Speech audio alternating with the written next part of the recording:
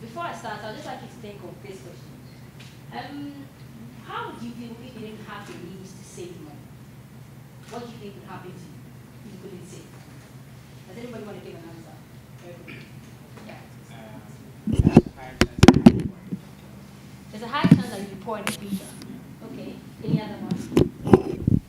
Yeah. You'll be very broke and look miserable. So that means that savings has a connection with how you turn out in terms of your net worth, right? So what we've been working on is helping a group of waste pickers in Tema, in two communities in Tema, one in a landfill site and another in a very deprived community, to start saving. Because we realized that one of the reasons why they couldn't improve from waste picking to any other job is because they couldn't put away some amount of money for the future.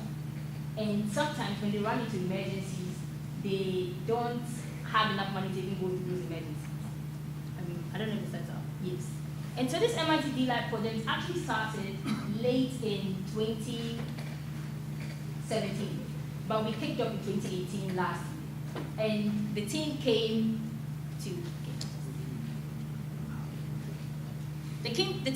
Ghana. We worked with a bunch of students from MIT, and there were 4 girls. And what we're working on is really understanding the problem. So we went through the empathy stage last year to really immerse ourselves into what the waste pickers feel and how they relate to money. And we realized a couple of interesting things. Like, some of the women said that the way they save is to dig up the ground and put the money in. And I'm like, how much can you save in the ground? And also, you can even destroy the money, right? And they give reasons like, if I don't do that, my husband will take the money and steal it. So I better dig the ground into there. And so many other things. People go into emergency problems and all of their money is just gone. And there are also problems about saving Susu groups. I'm sure you've heard about Susu groups coming to tell them that, oh, save with us, and after a couple of months, they're gone.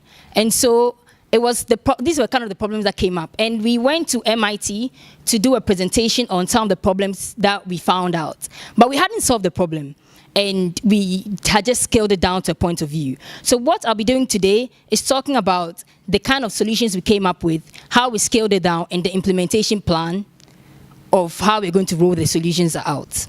So we worked early this year in January, and we worked with Edward, Esther, Fiona, Aisha, or Isitu, Johnson, Rosina, Wayne, and myself. Of course, with Dr. Gordon and with a faculty member from MIT, Libby. She's not here today. And what we did was to scale the problem down into 3 phases, but I'm going to talk about 2. For lack of time. So the first one is medical insurance. One of the problems that came out of this whole research was that they need medical insurance as a form of savings. And I'm sure you've heard about the NHIS. And so we started to go into, the NHIS means the National Health Insurance Scheme. So we started to understand why the NHIS wasn't working for them and what we could do to help them. And this was the group that worked on the NHIS problem. And this was a co-design session, so it's not like the design thinking we do in school where we design something and take it to them to test.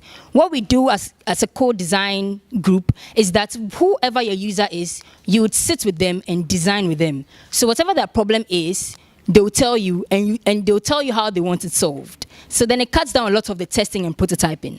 So for the insights that we gathered, we realized that the waste pickers don't have an opportunity to raise enough money to renew their NHIS cards. So they had NHIS cards, but then you need to pay for a renewal, which happens, I think, annually or every 2 years. I'm not sure. Yes, and so they don't have enough money. And the second problem was that they have to wait in long queues to be able to renew their cards. And so what they want is that the queue should be eliminated.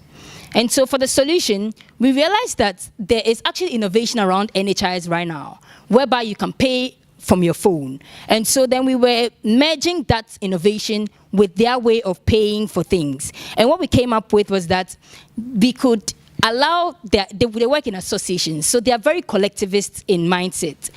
Yeah, they would only pay money into an account if all of them are doing it. And so we leveraged on that. And what we did was that we made the associations collect money from every individual waste picker. And then they pay it into a communal fund, which is the Fidelity account. And then after a year of saving, the interest rose into the following year. But then they take out what they have paid, and then they use it, they put it, when they take out, they roll it into an MTN account.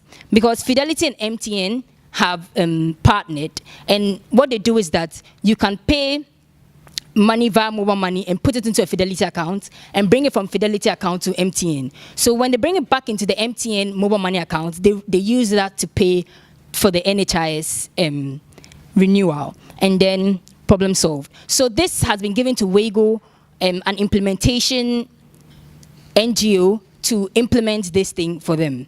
And so this was the team that did it, and they were presenting on their solution. So in this kind of design, the people who do the design thinking process are those who present. And so you'd see that you as a user is presenting on a solution you love, which makes it very unique. And the second problem, and the last problem I'll talk about, is about savings. They don't like the banks at all. And ask me why. The reason they don't like the banks is because there's a lot of paperwork.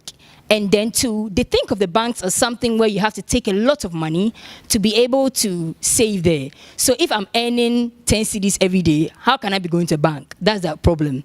And so after understanding these insights, we came down to a point of view which says that the waste picker needs an easily accessible savings plan that helps them save small amounts of money at shorter intervals and allows quick withdrawals and transactions to other people, because savings with the bank will make them financially secure in the long run.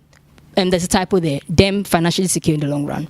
So this point of view came into this solution, which they developed themselves. They said they want to, again, they want to have their own bank, but they want to work with Fidelity Bank, because Fidelity Bank has partnered with MTN for a mobile money wallet, which is called Yellow Save. So what they do is that their bank is the Fidelity Bank agent who would come and take money from them every weekend. But this bank agent has to be working with their association head. So if we are an association here, and say Paul is our association head, Paul will be working with me, the Fidelity Bank agent. So he will go around and collect everybody's money, since they trust Paul. And then Paul will give me all of the money, and then I save it onto each of them, their mobile money accounts. And they'll receive the notification on their phone that they've saved this amount for. That way there's transparency. And then they themselves would dial a short code. I don't know if it's there, it's not there. I think it's *702#. And this short code would push the money into a Yellow Save account. And this Yellow Save account is a bank account that Fidelity Bank has designed that is connected to your mobile money wallet. That way, they save and they gain interest. And that's the most amazing thing. The interest is up to 12% per annum. And so if they keep doing this, they'll become rich. Maybe. Yeah. So this was the overview of how we did the co-design. It was done in Tema, and a group of students here had to go and stay in Tema for about 3 days, 2 days, yeah. But and to really immerse ourselves and work all day, and yeah, in some parts of the night, to be able to get the program done with. So now the plan has been given to WAGO, and we are following up to see if it's rolled out completely. For the things we learned, it was amazing working with an international team to really understand how they do design thinking. We learned new design thinking tools, like the use of a pew chart, and really amazing things like a bridge for ideation, and it was a very good exposure.